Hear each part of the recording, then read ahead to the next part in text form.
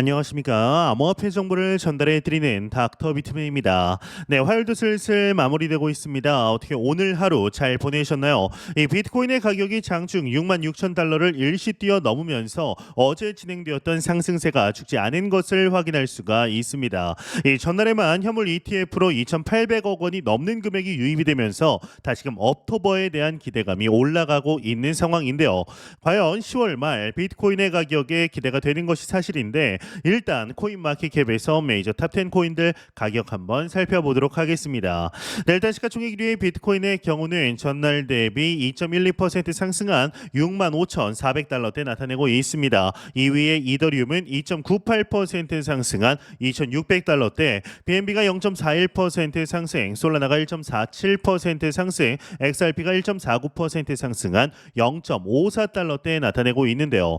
상단에 비트코인 더미넌스 한번 보도록 하겠습니다. 비트코인 더미넌스는 56.8%, 이더리움 더미넌스가 13.8%를 나타내고 있네요. 네, 다가오는 11월 미 대선을 앞두고 갑론을박이 여전히 이어지는 와중에 하나의 소식이 나오게 되었습니다. 바로 민주당의 해리스 후보 또한 이 암호화폐 시장의 친화적인 행보를 보이고 있다라는 것인데요. 이 최근 민주당 후보인 카멀라 해리스 부통령과 공화당 후보인 도널드 트럼프 전 대통령 모두 이 암호화폐 시장 크립토 마켓에 대해서 긍정적인 태도를 보이며 시장에 큰 영향을 미치고 있습니다. 특히나 해리스 부통령의 경우는 명확한 규제 프레임워크를 제시하겠다라고 약속하면서 암호화폐를 경제 성장과 금융수단으로 자리 잡게 만들겠다라는 의지를 밝히게 된 것인데요.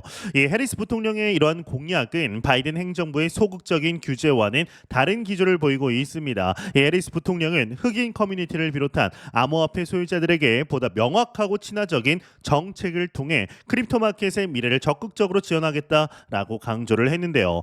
이 카멀라 해리스 부통령의 이번 발언인 그동안 암호화폐 시장에 이 소극적이었던 민주당의 입장과는 상반되는 이례적인 행보입니다. 이 선거를 앞두고 암호화폐를 지지하는 유권자들의 표심을 잡기 위한 전략으로 보이죠. 특히 미국 내에서 암호화폐를 소유하고 있는 인구가 점점 증가하고 있으며 이들 중 상당수는 금융의 미래로서 암호화폐의 잠재력을 믿고 있기 때문에 이 해리스 부통령이 명확한 투자 지침을 제공하겠다라고 약속한 것은 이러한 유권자층을 적극 공략하기 위한 계산된 움직임으로 해석될 수 있습니다.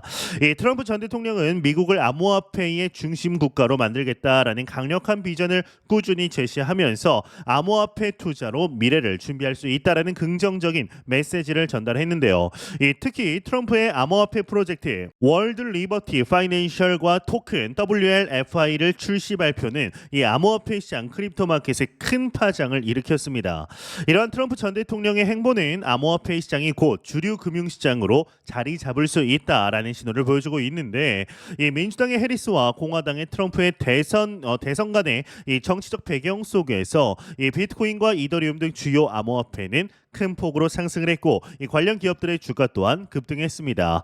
이는 크립토 마켓이 정치적 변화에 민감하게 반응하고 있음을 보여주며 대선 이후에도 이 크립토 마켓의 상승 흐름이 계속될 가능성이 크다라는 점을 시사하고 있는데요. 이 크립토 마켓은 또한 중국의 경기 부양책 발표로 인해 상승세를 유지할 것으로 보입니다. 이 중국의 경기 부양책이 기대에 미치지 못함에 따라 자본이 크립토 마켓으로 유입되고 있으며 이는 비트코인과 이더리움의 가격을 더 끌어올릴 가능성이 큽니다. 이 전 세계적으로 크립토 마켓에 대한 관심이 높아지고 있는 지금 시장은 지속적인 성장세를 이어갈 텐데요. 따라서 현재의 시장 흐름을 주목하며 장기적인 관점에서 투자 계획을 세우는 것이 중요하겠죠. 이 미국의 대선 이후 크립토 마켓은 새로운 금융 중심지로 자리 잡을 가능성이 크며 이로 인해 시장은 더 큰 성장을 경험할 수밖에 없습니다. 지금은 크립토 마켓의 밝은 미래를 준비할 때다라고 생각이 드는데요. 크라켄 거래소에서 하나의 소식이 나오게 되었습니다. 가상자산 투자자 10명 중 6명이 이 전략을 사용한다라고 하는데 관련 내용 함께 보겠습니다. 헤드라인을 보도록 하면 크라켄 가상자산 투자자 10명 중 6명 DCA 전략 사용한다. 이유는 헤드라인이 장식이 되어 있습니다. 있습니다. 네, 내용을 한번 보도록 하겠습니다. 네, 가상자산 투자자의 59%가 달러 비용 평균법 전략을 사용해 가상자산에 투자하고 있는 것으로 나타났다라고 합니다. 이 데일리 호들은 가상자산 거래소 크라켄의 조사를 인용해 이같이 보도를 했는데, 이 DCA 전략은 시간에 얽매이지 않고 가격에 관계없이 지속적으로 시장에 진입하는 방법을 말한다라고 하며, 이 DCA는 꾸준히 가상자산을 축적할 수 있는 설정 후 잊기 방식으로 단기 가격 변동성에 영향을 줄이고 감정에 휘둘리지 않는 인기 있는 거래 전략이 되었다. 조사 응답자들은 DCA 전략의 주요 장점으로 시장 변동성에 대한 해칭, 감정을 배제한 투자, 일관된 투자 습관을 들이는 경향으로 꼽게 되었는데요. 이 크라켄은 연간 소득이 10만 달러 이상인 투자자들이 투자 전략에 대해 더 확신을 가지며 저소득자에 비해서 전략을 변경할 가능성이 적다라고 설명을 하게 됩니다. 투자자가 더 많은 수입을 올릴수록 투자 전략을 고수할 자신감이 더 높다. 연간 소득 10만 달러 이상의 응답자 중 62.89%가 시장 변동에도 불구하고 전략을 고수할 능력이 매우 강하다라고 평가한 반면, 연간 소득 10만 달러 이하의 응답자는 30%만이 매우 강하다라고 평가를 했다라고 합니다. 네, 우리는 지난 4월부터 이어진 시장의 지지부진한 상황 속에 많은 어려움을 겪어왔습니다. 기대했던 상승이 오지는 않고 오히려 하락과 횡보가 반복되면서 투자자들 사이에 분명한 피로감이 누적되었습니다. 이제 어제 비트코인이 6만 6천 달러를 넘기면서 다시 상승하는 모습을 보였지만 여전히 불안감을 떨치지 못하는 분들이 많을 겁니다. 혹시 다시 하락하면 어떻게 하나라는 두려움이 자연스럽게 생기게 될 겁니다. 그러나 가상자산, 이 크립토 마켓은 본질적으로 사이클적으로 움직인다라는 사실을 잊지 말아야 합니다. 이 상승과 하락을 반복하는 것이 이 시장의 특징입니다. 지금 우리가 마주한 이 지지부진한 상황은 결국 다음 큰 상승을 위한 준비 과정에 불과합니다. 투자자들이 많이 지쳤을지 모르지만 사이클적으로 볼 때 우리는 상승장의 초입에 서 있다라고 확신합니다. 이 비트코인은 역사적으로도 수많은 변동성을 경험해 왔습니다. 그 과정에서 큰 하락 후에 더 큰 상승이 뒤따랐다라는 점을 기억해야 합니다. 이 과거 사례를 보면 비트코인이 큰 폭으로 하락한 뒤에도 결국 새로운 신고점을 기록한 경우가 많았습니다. 이번에도 우리는 비슷한 흐름을 목격하게 될 겁니다. 여러분이 느끼는 현재의 불안은 일시적이고 장기적인 관점에서 볼 때 이번 하락장은 오히려 더 큰 상승의 신호일 수 있습니다. 특히 중요한 점은 시장에는 항상 두려움과 기회가 공존한다라는 겁니다. 이 하락과 횡보 기간 동안 많은 투자자들은 시장에서 멀어지지만 이 시기를 인내하며 버틴 사람들은 결국 더 큰 보상을 얻게 됩니다. 지금은 두려움에 휩싸일 때가 아니라 비트코인의 장기적인 가치를 믿고 앞으로 다가올 상승을 준비할 때입니다. 이 비트코인의 채굴 난이도 조정, 글로벌 유동성 확장과 그리고 금리 인하와 같은 거시경제적 요인들은 앞으로의 상승을 뒷받침할 강력한 동력들입니다. 비트코인은 이미 전 세계 금융시장에서 중요한 자산으로 자리 잡고 있고 기관 투자자들의 관심 역시 꾸준히 증가하고 있습니다. 비트코인의 미래가 더욱 밝아질 것은 기정사실화된 사실인데요. 이제 우리는 상승장의 초입에 있으며 비트코인은 결국 새로운 신고점에 도달할 겁니다. 이 과거에도 그랬듯이 이번에도 비트코인은 우리에게 놀라운 성과를 보여줄 겁니다. 네, 두려움에 지지 말고 장기적인 관점에서 비트코인의 가치를 신뢰하며 인내해 주시길 바랍니다. 승자는 시장을 신뢰하고 끝까지 버틴 자들이라는 것을 꼭 말씀드리고 싶습니다. 네, 이에 현재 파이넥스 거래소를 통해서 퓨처 그리드봇을 진행 중입니다. 진행 시간 69일하고 이제 16시간 정도 지났는데요. 네, 실제 투자금 액츄얼 인베스트먼트의 경우는 2,500불, 하나 약 300만 원 정도 되죠. 그리드 프로핏 봇을 이용한 매매 수익의 경우는 23.75%입니다. 593달러. 언리얼라이즈드 프로핏 미실현 수익의 경우는 37%, 925달러. 토탈 프로핏의 경우는 60%입니다. 1,519달러대를 나타내고 있는데요.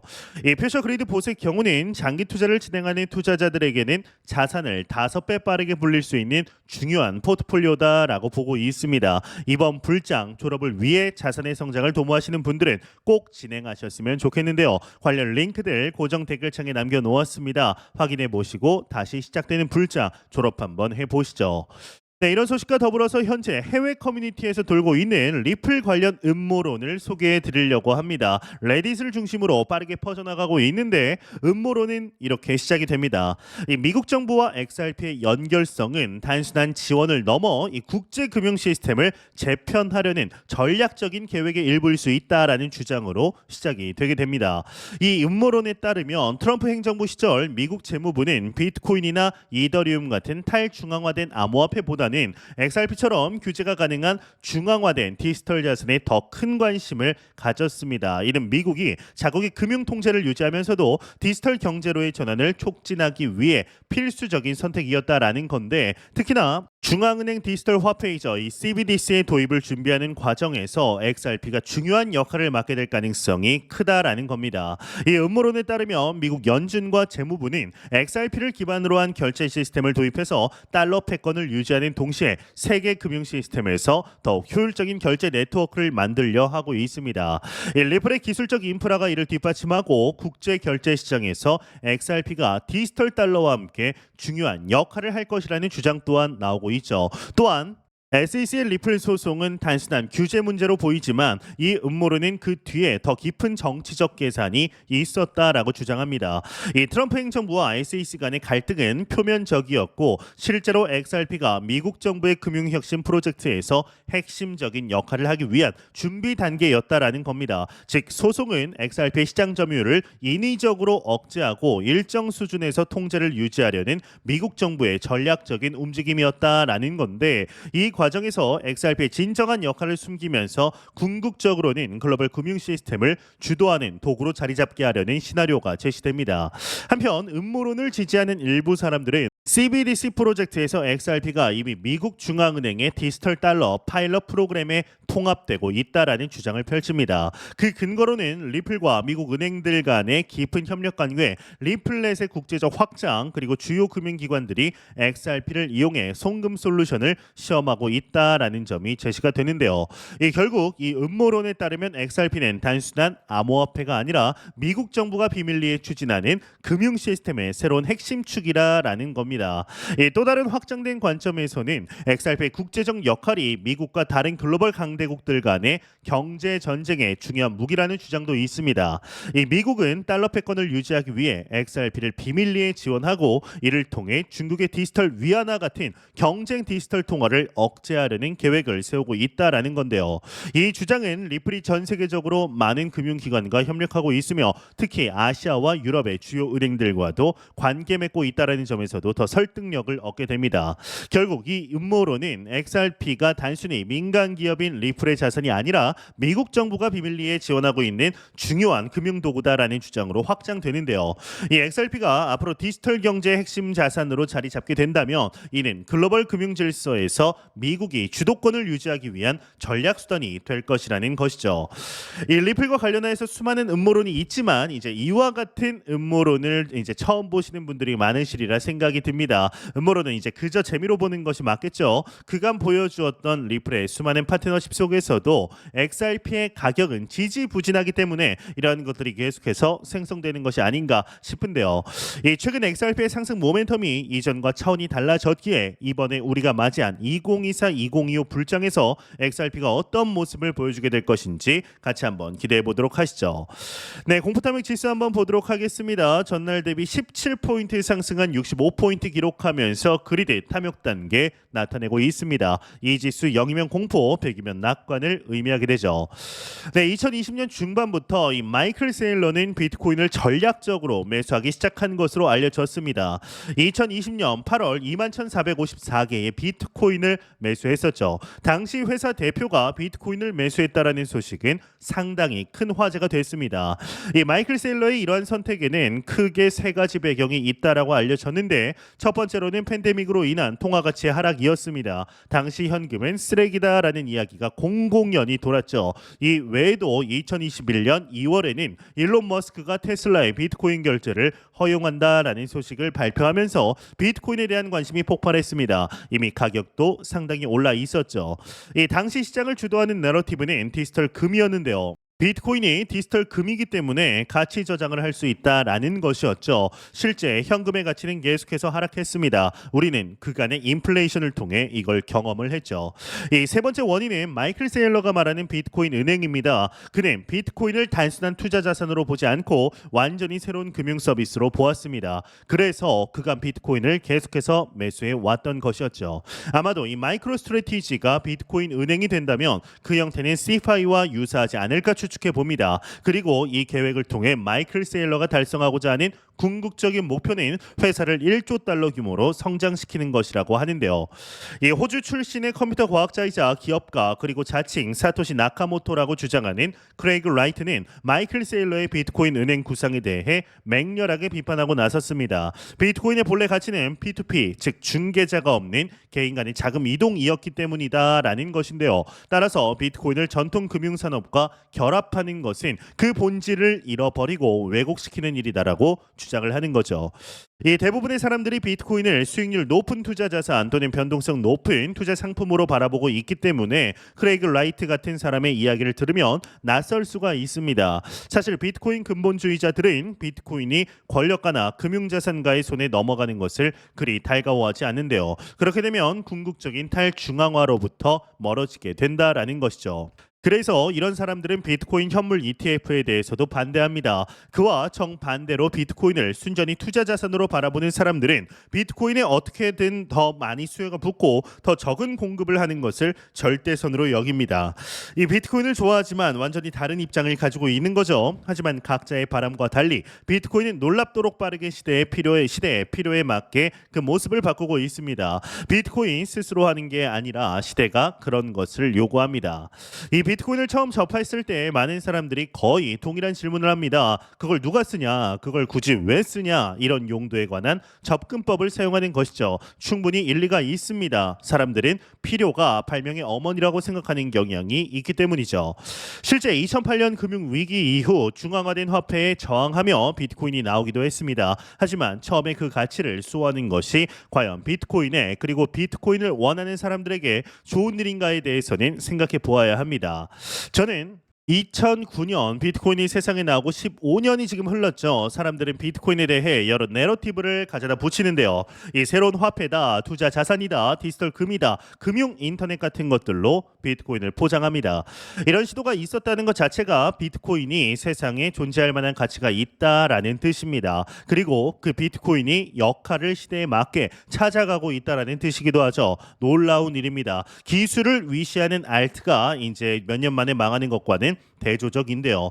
비트코인이 여전히 산업 초창기라는 평가를 받는 이유는 비트코인으로 뭘 하겠다라는 사람은 많은데 주된 용도가 정해지지 않았다라는 겁니다. 그리고 주된 용도가 정의가 되더라도 계속해서 변하게 될 겁니다.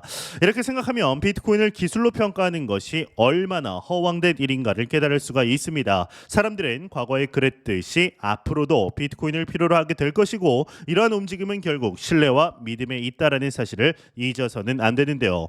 현재 우리는 너무나 좋은 시기 속에 실제적인 투자 진행하고 있습니다. 매영상 말씀드리지만 절대로 단기적인 시각으로 이 시장 바라보지 마시고 장기적인 시각으로 또한 오랜 시간 동안 함께 할 수 있는 여유 자금을 통하여 투자를 진행하시길 진심으로 바라 보도록 하겠습니다. 네, 제가 준비한 소식은 여기까지입니다. 영상이 도움이 되셨다면 구독과 좋아요 그리고 광고 한 편만 처음부터 끝까지 시청 부탁드립니다. 이 채널은 오직 광고 수익으로 운영이 되게 됩니다. 항상 영상 시청해 주시는 시청자분들, 구독자분들 너무나 감사드립니다. 오늘 남은 시간 잘 마무리하시길 바라면서 저는 더욱 도움이 되는 영상으로 찾아뵙도록 하겠습니다. 지금까지 닥터 비트맨이었습니다. 감사합니다.